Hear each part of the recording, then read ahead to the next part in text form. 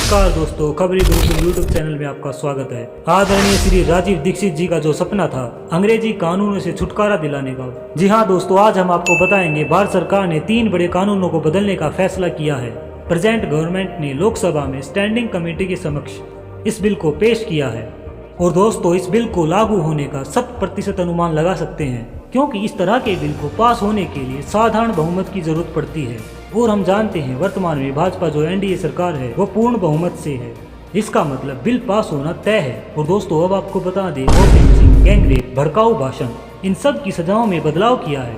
आप सोच रहे होंगे कि इन कानूनों को लाने की क्या जरूरत आन पड़ी, तो बता दें सरकार की तरफ से जो कानूनों के प्रति सहमति दी गई है, उनका कहना है पुराने कानूनों को खत्म करना आज बेहद ही जरूरी है। अंग्रेजों के वक्त से चले आ रहे ऐसे कानून जिनका उद्देश्य केवल भारत की जनता को परेशान करना था, न कि न्याय दिलाना, तो ऐसे कानूनों को बदलना आवश्यक हो गया था। और दोस्तों सरकार का यह भी कहना है कि हमारा उद्देश्य केवल किसी को दंडित करना नहीं है, हमें कठोर दंड के साथ लोगों को न्याय दिलाना है। पेपरलेस सिस्टम को बढ़ावा दिया गया है। FIR से लेकर मुकदमे तक को डिजिटल करने को महत्वता दी गई है। तो चलिए बताते हैं अब क्या बदलाव आपको देखने को मिलेंगे। सबसे पहले IPC इंडियन पिनल कोड को बदलकर भारतीय न्याय संहिता करने की पेशकश की गई है। दोस्तों इससे पहले की वीडियो में भी हमने बताया था कि IPC को बदलना चाहिए। IPC 1862 में लागू किया गया था। इसमें पहले 511 धाराएं थी, जबकि अब इसमें केवल 356 धारा होने वाली हैं। IPC की 22 धाराओं को भी खत्म किया जाएगा। इसकी 175 धाराओं को मॉडिफाई किया जा रहा है। वहीं भारत सरकार द्वारा IPC भारतीय न्याय संहिता में 8 नई धाराओं को भी जोड़ा गया है। और दोस्तों राजद्रोह का जो कानून है उसे खत्म कर दिया गया है, ऐसा आपने सुना होगा, लेकिन ऐसा नहीं है।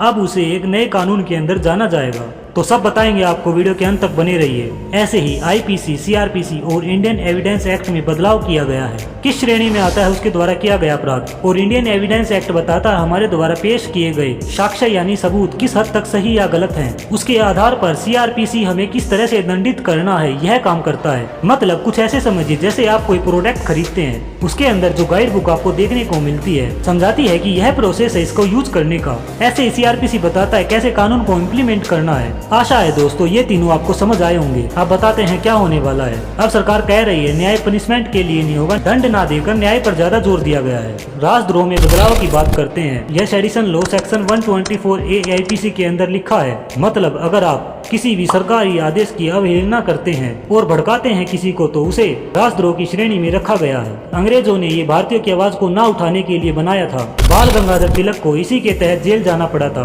अब इसे रिपील कर दिया गया है। अब आरोप को धारा 150 के तहत तय किया जाएगा। और दोस्तों भड़काऊ भाषण के खिलाफ 3 साल की सजा एवं जुर्माने का प्रावधान किया गया है। अब किसी धर्म के खिलाफ कोई अगर भड़काऊ भाषण देता है तो 5 साल जेल में बिताना तय समझो। मॉब लिंचिंग पर नया कानून क्या कहता है, इसे हत्या की परिभाषा में जोड़ा गया है। इसके तहत उम्र कैद एवं हत्या की सजा तक का प्रावधान है। मतलब मॉब लिंचिंग प्रूव हो जाती है तो जान से हाथ धोना तय है और उम्र कैद भी हो सकती है और 7 साल की सजा का भी प्रावधान है। मॉब लिंचिंग क्या है? इसमें 15 से 20 लोगों के द्वारा किसी एक को पीटते पीटते जान से मार देना मॉब लिंचिंग कहलाता है। ऐसे ही किसी नाबालिग के साथ रेप किया जाता है तो मौत की सजा का प्रावधान किया गया है। दोस्तों जो नए कानून ऐड किए गए हैं उसमें महिलाओं और बच्चों के खिलाफ किए गए अपराधों में सजा को प्राथमिकता दी गई है। वहीं साल 2027 से पहले देश की सभी कोर्ट्स को कंप्यूटराइज कर दिया जाएगा। अभी ये होता है कोर्ट ने कोई फैसला ले लिया है किसी केस पर तो वह महीनों पड़ा रहता है, मगर इस बिल में कहा गया है 30 दिन के अंदर कोर्ट के द्वारा किए गए फैसले को देना अनिवार्य होगा।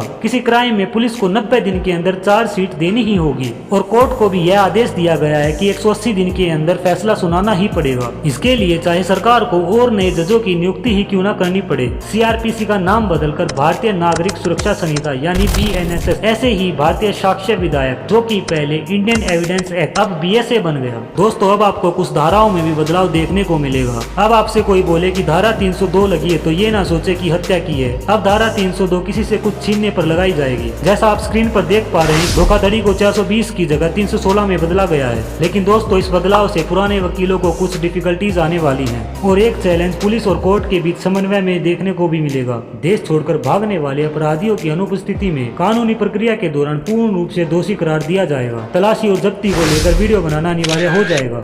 गुनाह देश के किसी भी इलाके में हो, आप FIR देश के किसी भी कोने से कर सकते हैं। अब आप अपने घर से दूर जाते हैं और आपके साथ वहाँ कुछ क्राइम हो जाता है तो आप वहाँ पर FIR ना करके अपने इलाके में भी FIR कर पाएंगे। लव जिहाद के प्रति कानून, अगर कोई पहचान बदल कर यौन शोषण करता है तो ऐसे में सजा का प्रावधान किया गया है। और अब लास्ट में बताते हैं इस बिल को लाने में सरकार किन प्रक्रियाओं से होकर गुजरी है। केंद्रीय गृह मंत्री अमित शाह ने कहा इस पूरी प्रक्रिया को 18 राज्यों, 6 केंद्र शासित प्रदेशों, भारत की सुप्रीम कोर्ट, 22 हाई कोर्ट और न्यायिक संस्थाएं, 142 सांसदों और 270 विधायकों के अलावा जनता के भी सुझावों को लिया गया है और 4 साल तक यह सब चला, तब इसे पेश किया गया है। 158 बैठकें की गई है इस बिल पर विचार करने के लिए। तो अब ये तीनों बिल संसदीय स्थायी समिति की चर्चा के लिए भेजे गए हैं। उसकी चर्चा के बाद बिल पुनः संसद को सौंपा जाएगा, फिर ये संसद से पास होकर राज्यसभा को जाएगा, उसकी वोटिंग होगी, फिर ये फाइनल राष्ट्रपति के पास जाएगा। और अब आपके लिए कमेंट सेक्शन खुला है, अपनी राय जरूर दीजिए इन बिलों पर। ऐसी ही इन्फॉर्मेशन आपको मिलती रहेंगी। इसके लिए दोस्तों चैनल को सब्सक्राइब कीजिए और वीडियो को लाइक करना ना भूलें।